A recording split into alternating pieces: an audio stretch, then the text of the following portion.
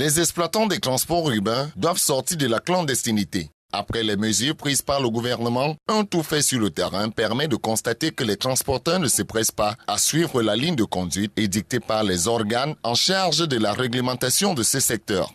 Pour certains, on attend tout simplement la loi de finances de la prochaine année 2017. D'autres, par contre, attendent les contrôles et autres moyens de coercition pour aller chercher à être en règle. Dans les différentes zones d'embarquement, ce sont les adeptes de l'incivisme qui font encore leur loi. La décision d'assainir le secteur du transport urbain qui vient répondre à point à la demande faite depuis belle lurette par les syndicats.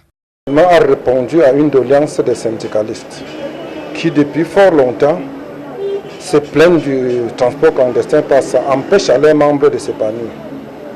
Et pour cela, à plusieurs reprises, le gouvernement a demandé et les syndicalistes ont réclamé au gouvernement de donner un appui pour la suppression de ces transports clandestins qui ruinent le secteur du transport. Le civisme fiscal, c'est des gens qui ne veulent pas payer les impôts.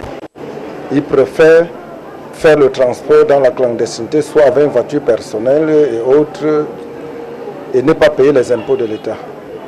Pour ceux des transporteurs citoyens et respectueux des règles, un doigt accusateur est pointé sur les hommes en tenue. Qui sont majoritairement dans le transport clandestin sont les gens du corps. Et si le gouvernement peut le contraindre à se mettre en règle, c'est une bonne chose pour tous les transporteurs.